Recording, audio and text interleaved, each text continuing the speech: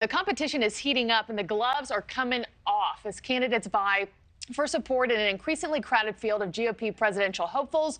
Former Vice President Mike Pence taking aim at his ex-boss, Donald Trump, saying the former president is moving away from a conservative agenda that he promised voters. And joining us now is Mick Mulvaney, who served as acting White House Chief of Staff for President Trump. Mick, thanks for being with us here this morning.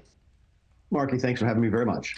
So Pence, as you know, accused Trump of, quote, moving away from traditional conservative agenda, citing President Trump's stances on the war in Ukraine, Social Security, Medicare, abortion. Do you agree that Trump is abandoning that agenda, or is that agenda just evolving to align more with Trump? Oh, it's a little bit of both. Keep in mind, Trump was never that much of a Republican in the first place. He did promise to run as a conservative and govern as a conservative, and to a certain extent did. Lowered taxes, rebuilt the military, et cetera. Good conservative things when he was in office. What I think you're seeing Mike Pence do here is take advantage of a perceived weakness. Donald Trump has made two relatively minor mistakes so far, but they are mistakes. Number one, he attacked Ron DeSantis on that 6-week abortion bill down in Florida, but then immediately refused to answer the question as to whether or not he would have signed the same bill. And he's also gives some double speak on spending. He said that he thought they should use the debt ceiling as leverage when he said that he said the exact opposite thing when he was president. So what you're seeing is his opponents trying to take advantage of this saying anything to get elected sort of an angle. It's not much of an angle, but when you're running against Donald Trump, you'll take anything you can get. Yeah, and then Pence doubling down that he, as a candidate, will protect the sanctity of life and making that distinct difference there. Also, Pence attacking Trump for drifting away from traditional conservative values, but as we all know, Trump has always been far from a traditional candidate. He was an anomaly in politics to begin with. Wasn't the non-traditional nature of President Trump's candidacy what attracted so many supporters to him in the first place?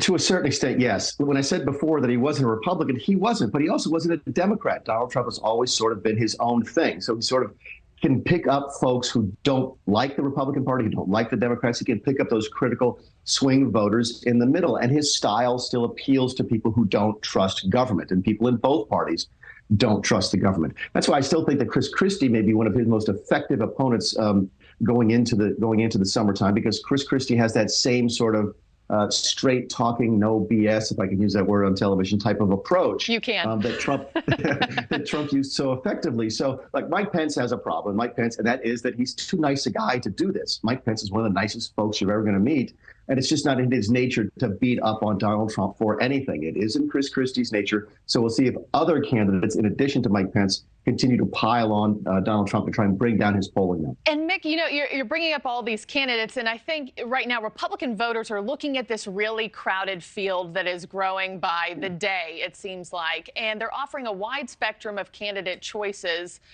different beliefs, different political approaches. What does it even mean to be a conservative in today's Republican Party in 2023?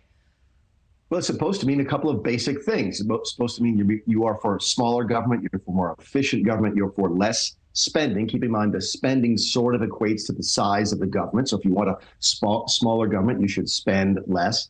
It is for less government burden on your life, so lower taxes, lower regulation, and for a strong foreign policy overseas. Those are sort of the basic tenets of conservatism. Does every candidate buy into all of that? Not really. But again, there's only two parties in the country of 300 million people, so you're going to have a big tent. But don't be surprised, Marky, if for the most part, Republicans are going to agree on policy. Most Democrats agree with each other on policy. What they're running on is personality. They're running on their style. And most of them are trying to take advantage of the fact that if Donald Trump has a weakness with the voters, and he does, it's that a lot of swing voters, folks down the middle, just don't like his style at all. And they're going to pounce on that. Yeah. That's what they're trying to work on. Yep. Mick Mulvaney, thank you so much. Thank you for watching. Go to newsnationnow.com to find NewsNation on your television provider. And don't forget to click the red subscribe button below to get more of NewsNation's fact-driven, unbiased coverage.